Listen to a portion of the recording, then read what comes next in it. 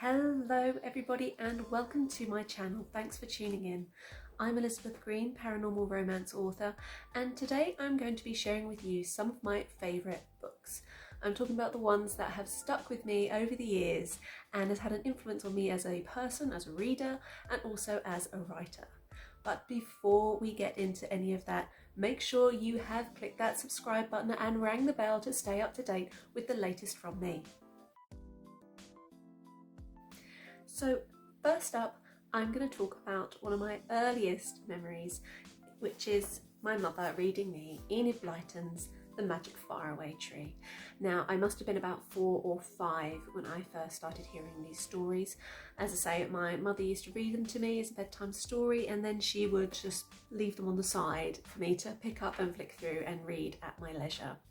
I was quite an early reader because I realised for most sort of 5-year-olds this is quite advanced, there's quite a lot of words here, and probably a lot of it went over my head. But what I remember from this story is the sense of magic and the sense of adventure. And there were these protagonists who were children, like me, but they were able to go off and have adventures on their own without having an adult with them, and it was all about them. Now, maybe that was me just longing for independence from a very young age, but that really struck a chord with me. And what I loved about this is there was so much flight of fancy and escapism, and I think from a very young age that made me realise that I liked thinking about crazy things, insane, fantastical things that didn't really exist in the real world. So yeah, Magic Faraway Tree, loved it. I've also realised when I've been going through all these books that there is a theme, and that is food. I may not have mentioned it so far, but I love food. Food is incredibly important to me, and there are certain scenes within books or descriptions of food which seem to really stick in my mind. So from The Magic Faraway Tree, I remember pop biscuits being something that I became obsessed with and I just loved the sound of, and I will read you a little description of it. I mean, looking back at it now, I mean, this is not good writing, it's not what kind of writing I would aspire to do. There's a lot of telling rather than showing, but from a child's point of view, this just sounded great. So let me just read it to you. Pop biscuits were lovely. Dick put one in his mouth and bit it. It went pop at once, and he found his mouth full of sweet honey from the middle of the biscuit. I mean, what kid is not going to be fantasising about eating those amazing biscuits that were filled with honey inside? Just great, and I love it. So, Enid Blyton, Magic Faraway Tree. If you haven't read it, give it a go. It's a little bit old school, a lot of the language is difficult to swallow. There are characters in there called Dick and Fanny, which again, not really popular names nowadays, but if you take it in the context in which it was written and the time frame in which it was written, oh, it's just a great adventure fantasy story for children. Love it. The next book I am going to talk about is an absolute classic, and I could have chosen so many from this particular author, but I have gone with Tilda by Roald Dahl. Love this story. Again, this is a childhood favourite of mine. Now, for a little girl who loved to read, finding a story whose protagonist was a little girl who loved to read, and then she gained magical powers, oh, I was right there for that one. I absolutely loved this story. It's got magic, it's got wit, there's some really great funny one-liners. There are tricks that Matilda plays on her family, and you think, oh, do you know what, they really deserve that. I'm so glad she did it. So she's using her powers to kind of teach the bad guys a lesson. So I suppose this was the first time I really became aware of that good versus evil or good versus bad kind of fight and conflict that happens in a lot of storylines. And I was there for it. I loved it. Thought it was great. Also, the chocolate cake scene. Am I right? So the next book I'm going to talk about, I don't actually have a copy of it. The copy that I used to read belonged to my brother and still belongs to my brother, and due to lockdown I've not been able to nab a copy and be able to use it in today's video. But my 9-year-old self used to sneak into my older brother's room and I would peruse his bookshelf. And one day he caught me and I was looking at Lord of the Rings, Tolkien. Now he kind of took it aside from me and said, I think that's probably a little bit too old for you, but why don't you try this? And he pulled out The Hobbit. And at first he started reading it to me and I loved it, but I think I probably got quite sulky. One, because of the fact I've been caught snooping, and two, because I was 9 years old, I can read by myself. So I think I threw a bit of a strop and he then handed me the book and said, well, okay, off you go and read it. If you find any words tricky, let me know and I can help you out. So I took this book away and I was absolutely blown away by it. I think this was, again, one of those first experiences where I realised there were different characters other than human beings. There were hobbits, there were elves, there were trolls and dragons, and I just loved it.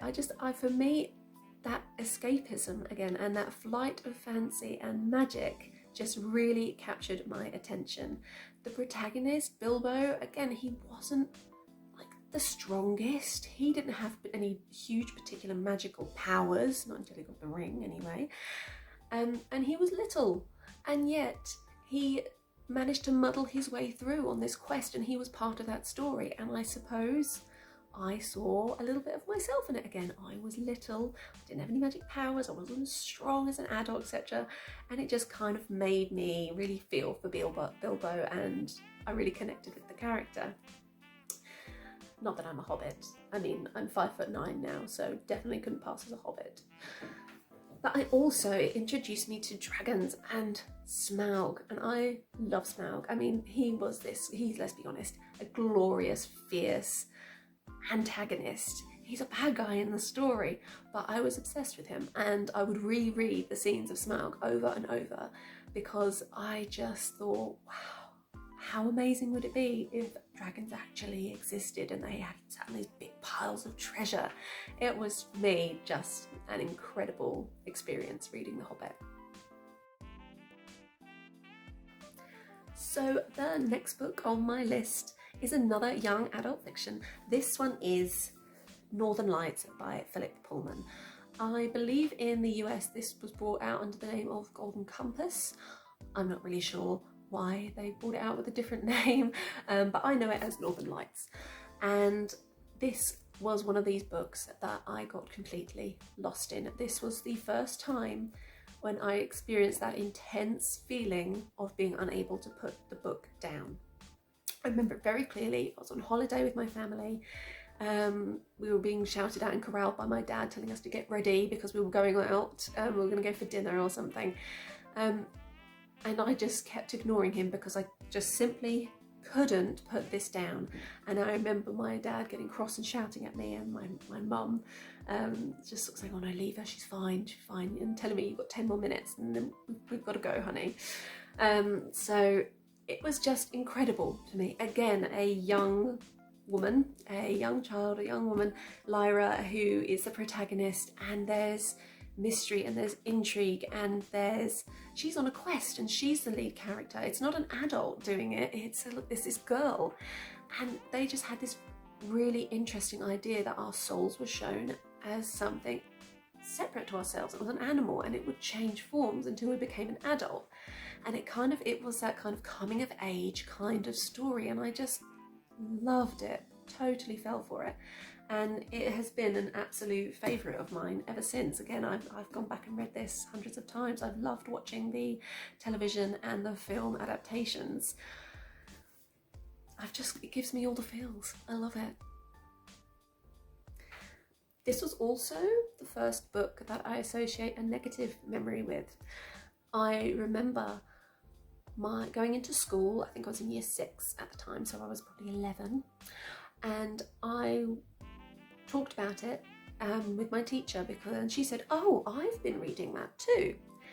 And we got talking about the book, and I think I mispronounced one of the words. I think I read Lyra's daemon's name, Pan, I read it as Pantalaimon, instead of Pantelimon, which is what my teacher read it as. And I remember her laughing at me and telling me I was wrong, and I felt awfully embarrassed and ashamed that I had made a fool of myself and got it wrong. Now, for anybody out there, here is a message for you. Never do this to someone, because what I've learned, especially a child, because what I have learned is when somebody mispronounces a word, it's not because they're stupid, and it's not, and you shouldn't laugh at them, because they've probably learnt that word through reading. They've not heard it spoken. And for me, reading is possibly one of the most admirable things that somebody can do. To paraphrase Mr. Darcy from Pride and Prejudice, the mind is to be improved through extensive reading. So if you ever catch somebody mispronouncing something and you're tempted to have a little snigger, a little giggle, just remember they've probably not heard it said before, so don't hold it against them. Next up, you guessed it, Pride and Prejudice, Jane Austen. Oh, this was the first romance book that I think I ever read or ever connected, or there was first book I ever read with a very strong romance plotline, and I love it. It's got everything that you want from a romance story. It's got two protagonists, two really well thought out scripted protagonists, and they don't like each other at first, and they have conflicts and they have to fight towards their love. You've also got some really interesting antagonists, and you've got a whole host of colourful extra characters and extra storylines going on in the background. Oh, I just love it. There's so many memorable lines in it. Again, it just makes me feel wonderful. There's moments of great tension and passion. It's not one where there's a lot of physicality in the love scenes or anything, but it's there in the tension, and it's just beautiful. It's a beautiful story. I've read it thousands of times. I will read it again hundreds of thousands of times, because it is one I will always go back and revisit, and I will always just dip in and out of, and I feel like I'm meeting up with an old friend. So the last book on my list for today, I could have chosen so many more, but I've had to keep it short. The last book technically isn't a book, it's a poem. It's an epic poem. It is Homer's The Iliad. Oh, I love the Iliad. I mean, I've studied the Iliad. I studied it twice. I did it once in school, and I also did it at university, and I just love it. I read it all in translation.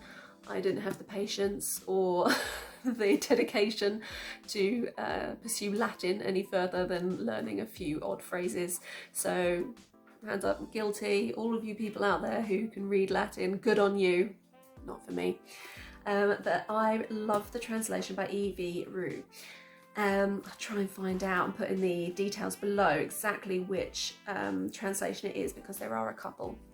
But as you can see, this is a very dog-eared, tired looking book. There are so many notes in the margins. There are it's basically held together by sellotape, but I love it. I love this book. This is the version that I'm going to carry with me to the grave. It has everything for me. It has gods, goddesses, it's got mythical creatures, it's got so many heroes who are just larger than life, incredible characters.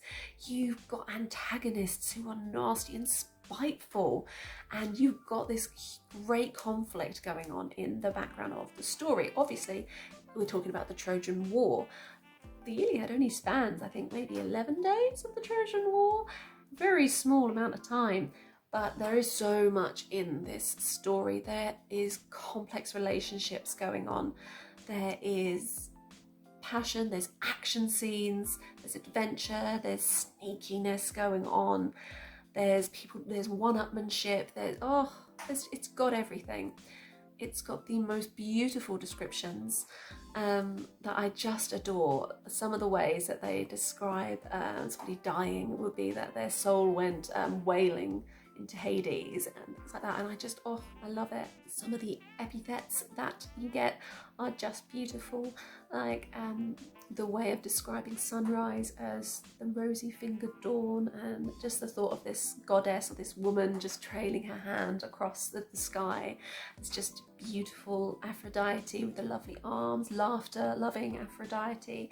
It's just great, it's wonderful. And it also introduced me to the concept of kleos and pathos, which is basically glory and tragedy and sadness, and the balance and the swing of that between this book is so good, so compelling, and I just absolutely adore it. And I can't help myself but have daydreams and moments where I think about what would these characters be doing in other stories, you know, in everyday life. I then, you know, think about the Odyssey, I think about some of the tragedies like Clytemnestra, but that's because I'm a classics geek and it's what I studied at university, so forgive me if I've gone off on a tangent there. But I adore it, and again, it's one that I will read over and over, and if you bear with me, I will read you the opening line because I absolutely adore it. It is first chapter being the quarrel, sometimes called the argument. The wrath of Achilles is my theme, that fatal wrath which in fulfilment of the will of Zeus brought the Achaeans so much suffering and sent the gallant souls of so many noblemen to Hades, leaving their bodies as carrion for the dogs and passing birds. Let us begin, goddess of song, with the angry parting that took place between Agamemnon, king of men, and the great Achilles, son of Peleus. Which of the gods was it that made them quarrel? It was, of course, Apollo. Oh, the language is just beautiful. I love the way it's written. Again, it maybe arcs back to a different era of writing. It may be difficult for some readers to get into because it's so different to what we're used to now.